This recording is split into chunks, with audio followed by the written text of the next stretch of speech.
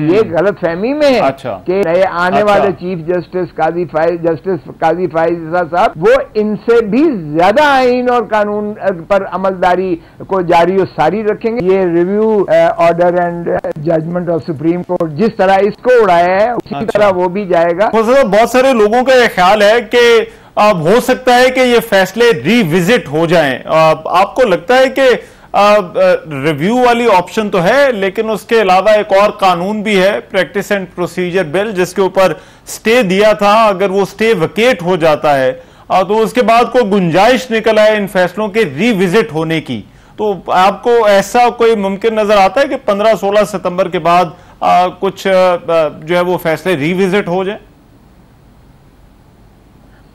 हनूज दिल्ली दूर है रहमान। अभी आप देखेंगे ये जो प्रैक्टिस एंड प्रोसीजर एक्ट है 2023, ये भी इसी तरह जाएगा जिस तरह ये review order and judgement of Supreme Court जिस तरह इसको उड़ाया है उसी तरह वो भी जाएगा, क्योंकि वो भी बदनीयती पर मबनी है। देखें, जो जजमेंट, जो कानून बदनीयती पर मबनी हो, जो पर्सन स्पेसिफिक हो, जो आइन से मुतसादिम हो, जो अदलिया की जो है आज़ादी को कदगन लगाता हो, वो आइन की रूह को मजरूह करता है। इसलिए ये सुप्रीम कोर्ट तो खैर 16 सितंबर तक एक है, लेकिन 16 सितंबर के से पहले ही ये फैसला हो जाएंगे। लेकिन 16 सितंबर के बाद भी रिविजिट तो कोई भी फैसला सुप्रीम कोर्ट कर सकती है, इसमें रहमान कोई कदगन नहीं है। मगर ये गलत फहमी में है कि जो है नए आने वाले चीफ जस्टिस काजी फाइज साहब वो इनसे भी ज्यादा आइन और कानून पर अमलदारी को जारी और सारी रखेंगे। आप देख लें, ये खुशफहमी इनकी निकल जाएगी, क्योंकि ये आर्मी एक्ट को भी जो तो ये आपको लगता है कि 16 सितंबर के 15 सितंबर से पहले वाली सुप्रीम कोर्ट और उसके बाद वाली सुप्रीम कोर्ट में कोई फर्क नहीं होगा आपके ख्याल में? बल्कि वो ज्यादा तहफ़्फ़ुज़ करेगी बुनियादी हकूक का ज्यादा तहफ़्फ़ुज़ करेगी। आइन पर अमलदारी जस्टिस काजी फाइज साहब बहुत ज्यादा उस पर सख्त रवैया रखते हैं, नजरिया रखते हैं। और आप देखेंगे यहाँ तो थोड़ी सी जो है ये मुस्लिम लीग नून का हमेशा ये वतीरा रहा है कि ये डिविसिव होते हैं, ये अदालत को डिवाइड करते हैं, ये इनकी पॉलिसी हमेशा यही रही है। इन्होंने पहले चढ़ दौरे से सुप्रीम कोर्ट पर हमला करके फिर सजाद अली शाह साहब चीफ जस्टिस ने जब नवाज शरीफ का आपको तौहीन अदालत का नोटिस दिया तो फिर इन्होंने सुप्रीम कोर्ट की ईंट से ईंट बजाकर और सुप्रीम कोर्ट के चीफ जस्टिस को अपने ही जजों के हाथों से माजूल करवाया था। अब भी बड़ी इन्होंने कोशिश की डिवाइड करने की, लेकिन मेजॉरिटी न कर सके। इस वक्त भी 8-7 की रेशो है। अब तो खैर 16 है, अब तो 15 है इस वक्त जज साहबान। जी बहुत सारी, कल से जब से बहस चली है तो बहुत सारे जो लोग हैं वो इसका मवाजना करते हैं, जो इफ्तिखार चौधरी और पाकिस्तान पीपल्स पार्टी की हुकूमत के दरमियान मामला थे और जुडिशल ओवर रीच की उस वक्त का आज के साथ मवाजना करते हैं। तो आपको लगता है कि ये मवाजना बनता है, क्योंकि उस वक्त आपने बड़े करीब से हालात देखे हैं और अभी भी हालात आपके सामने हैं? नहीं, मैं उस वक्त अटॉर्नी जनरल फॉर पाकिस्तान था और यकीन कीजिएगा कि मैंने तो वो कंसीड किया था कि 3 नवंबर 2007 वाला जो ऑपरेशन है उसका मिनी मार्शल लॉ हम कहते थे, और मैंने कहा कि मैं वफाक का दिफा नहीं करूंगा, ये जनरल परवेज मुशर्रफ खुद आके दिफा करे, और मैंने मेरा कंसीडिंग स्टेटमेंट उसमें लिखा हुआ है। और उस वक्त कोई ऐसी बात नहीं थी, जितने कवानीन और जितने वो किए गए हैं वो 17 के 17 जजेस रहमान 17 के 17 जजेस जो होते थे वो बैक जबान होते थे। अब तो खैर डिविसिव है ना, अब तो मेजॉरिटी जजमेंट से होता है, या कुछ जो है कुछ हम ख्याल हैं और कुछ जो है दूसरी जानिब अपनी राय रखते हैं, लेकिन उस वक्त की कोई मुवाजना नहीं है। अब तो देखें, बुनियादी हकूक को इन्होंने दफन करके रख दिया है, आइन को इन्होंने ऐसी बेदर्दी से पामाल किया है कि वो 90 दिन आज तक हवा हो गए, आज तक नहीं आ सके हैं। और इन्होंने जो है 2 सूबों में एक ऐसी मुसल्लत कर रखी है केयर टेकर गवर्नमेंट जिसका वजूद बनता नहीं है, और CCI की मीटिंग करवाते हैं उन 2 चीफ मिनिस्टर को रख के जो अवाम की नुमाइंदगी, सिरे से अवाम की नुमाइंदगी है ही नहीं, अवाम के नुमाइंदे नहीं है, उनको भी CCI में लाके तो एक फैसले करवाते हैं मर्दमशुमारी, ताकि उस पर हुई तो ताकि इलेक्शन को मजीद ये खींच सकें। अब भी ये इस साल इलेक्शन इनकी कोई नीयत नहीं है, लेकिन इनके हाथ से अब बात निकल गई है, इसलिए कि अब इनकी मर्जी से केयर टेकर नहीं चलेंगे। उस वक्त तो ये हुकूमत में थे और अब हुकूमत में नहीं है, अब कहीं और से जो है फैसले होंगे और अब अदालत उज़्मा ज्यादा फाल किरदार अदा करेगी जिस तरह पहले किया गया। ठीक है, राइट। सरदार लतीफ खोसा साहब, बहुत शुक्रिया आपके वक्त का। साबिक गवर्नर पंजाब, सीनियर वकील, हमसे बात कर रहे थे। आप सेनेटर अनवारुल हक काकड़ की नामजदगी, इस पर बात करने के लिए हमारे ब्यूरो चीफ कोयटा एक्सप्रेस रजा रहमान हमें इस वक्त जो है वो ज्वाइन कर रहे हैं। रजा, बहुत शुक्रिया आपके वक्त का। रजा, बलूचिस्तान से बहुत सारे नाम आ रहे थे, ये तवक्को थी कि छोटे सूबे से हो सकता है, लेकिन क्या वजह आपको लगती है कि अनवारुल हक काकड़ के नाम पर इत्तफाक हुआ? जी देखें, अनवारुल हक काकड़ साहब जो हैं वो एक तो 2008 में सियासी सूबे की मंजर पे आए थे और उस वक्त उन्होंने मुस्लिम लीग काफ के टिकट पर कोयटा शहर के अंदर से कौमी असम्बली का इलेक्शन लड़ा था। तो उसमें गो के वो उस टाइम कामयाब नहीं हो सके और दूसरे नंबर पे रहे।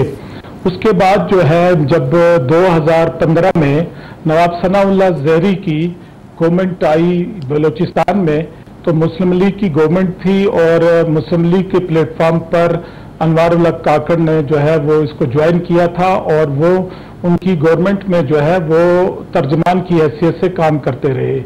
और ये सिलसिला उनका जो मौजूदा अभी वज़ीर आला बलूचिस्तान है मीर अब्दुल कद्दूस बजिंजो तहरीक अदम एतमाद के बाद जब वज़ीर आला मुंतखब हुए तो उनके साथ भी उन्होंने काम किया। उसके बाद जो है 2018 में जब नई पार्टी तश्कील दी जा रही थी तो बहुत से लोग जो है मुस्लिम लीग नून को छोड़कर वो बलूचिस्तान अवामी पार्टी में शामिल हुए और उस वक्त जो है सेनेट के इलेक्शन भी हो रहे थे। तो उस टाइम अनवारुल हक काकड़ साहब जो है वो गो के बलूचिस्तान अवामी पार्टी का टिकट उस टाइम नहीं जारी हुआ था, लेकिन वो वहां से बलूचिस्तान से जो है वो सेनेटर मुंतखब हुए। उसके बाद उन्होंने बलूचिस्तान अवामी पार्टी जब तश्कील पाई तो उसमें उन्होंने जो है पार्टी की तर्जमानी, मरकजी तर्जमान की हैसियत से अपने फराइज सर अंजाम दिए और वो कई अरसे तक इस ओहदे पर रहे। और आपने देखा कि जब सेनेट के चेयरमैन सादिक संजरानी साहब हुए तो उस टाइम भी उन्होंने अपना एक किरदार अदा किया। तो ये है कि वो उस टाइम जब इस सियासी उसमें एक्टिव हुए तो इस हवाले से उनकी एक शख्सियत थी और बात चल रही थी।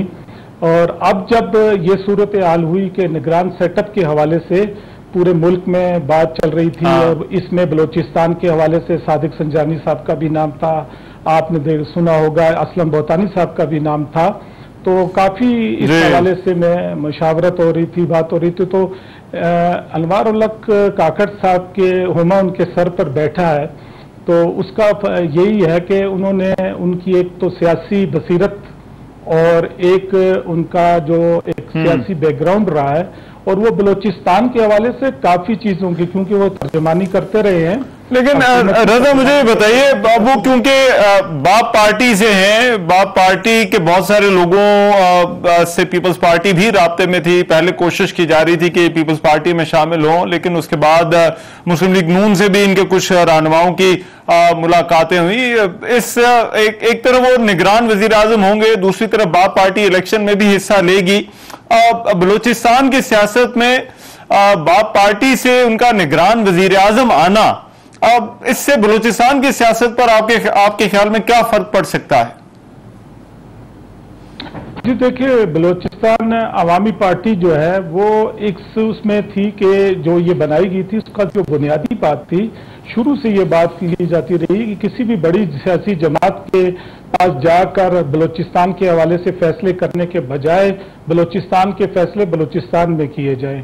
तो इस बुनियाद पर ये पार्टी बनी थी। और कुछ अरसे से आपने भी देखा होगा कि अनवारुल हक काकड़ और कुछ ऐसे बलूचिस्तान अवामी पार्टी के जो अरकान थे वो इतने एक्टिव दिखाई नहीं दे रहे थे पार्टी के हवाले से, या वो है। लेकिन एक चीज जो सामने आ रही थी वो ये थी कि बलूचिस्तान के मुख्तलिफ आवाज जो है वो सेनेट हो या कौमी असम्बली हो वहां पर जरूर उठाते रहे, और उसमें पेश जो थे वो अनवारुल हक काकड़ थे। और एक चीज और भी इसमें, जैसे मैंने पहले जिक्र किया, थोड़ी सी वो रहमान साहब समझने की बात यह है कि जिस टाइम पार्टी तश्कील दी जा रही थी उस वक्त तक जो है जब सेनेटर बने तो वो बलूचिस्तान अवामी पार्टी के टिकट पे सेनेटर नहीं बने थे। ठीक है, राइट। लेकिन अब यह होगा कि 3 अहम ओहदों पर मुल्क के बलूचिस्तान से शख्सियात होंगी। सादिक संजरानी चेयरमैन सेनेट, निगरान वजीर आजम अनवारुल हक काकड़, और आने वाले चीफ जस्टिस काजी फायज ईसा का ताल्लुक भी बलूचिस्तान से है। जी, आप ये देखें ना कि बलूचिस्तान के हवाले से हर जमात, खा वो इक्तदार में पीपल्स पार्टी हो या मुस्लिम लीग नून हो, और आपने देखा पीटीआई भी रही है, इक्तदार में रही है, लेकिन हमेशा से ये बात की जाती रही है कि रकबे के लिहाज से सबसे बड़ा सूबा बलूचिस्तान है। लेकिन जब से बलूचिस्तान ने एक सूबे की हैसियत अख्तियार की, बलूचिस्तान के साथ जो है पसमानदगी का मामला हो, एहसास महरूमी का हो, तो बलूचिस्तान की तरफ से ये आवाज उठती रही है कि सबसे बड़ा सूबा होने के बावजूद भी उसकी तरफ किसी जमात ने तवज्जो नहीं दी है। तो अब अगर हमारे लोग यहाँ से बलूचिस्तान से ताल्लुक रखने वाले अगर कलीदी ओहदों पर मुल्क के इसमें हैं तो हमें इस चीज की उम्मीद है कि अब जो है बलूचिस्तान की जो पसमानदगी है या एहसास महरूमी है उसमें बहुत हद तक, काफी हद तक जो है वो कमी आएगी। तो ये एक अच्छा साइन है, मेरे ख्याल से अच्छा साइन है, और उम्मीद यही की जा सकती है कि अनवारुल हक काकड़ साहब बहैसियत निगरान वजीर आजम, क्योंकि वो दूसरे बलूचिस्तान से, इससे पहले वजीर आजम थे जफरुल्लाह जमाली साहब, तो बलूचिस्तान के केसेस को, बलूचिस्तान के हकूक को, बलूचिस्तान की पसमानदगी उससे अच्छी तरह वाकिफ हैं, और उम्मीद की जा सकती है कि अब जो है वो बलूचिस्तान की जो मसाइल हैं, बलूचिस्तान जो हमेशा से चीखो पुकार उनको हल करने में जो है वो अपना किरदार अदा करेंगे। रजा रहमान, बहुत शुक्रिया, ब्यूरो चीफ क्वेटा हमसे बात कर रहे थे।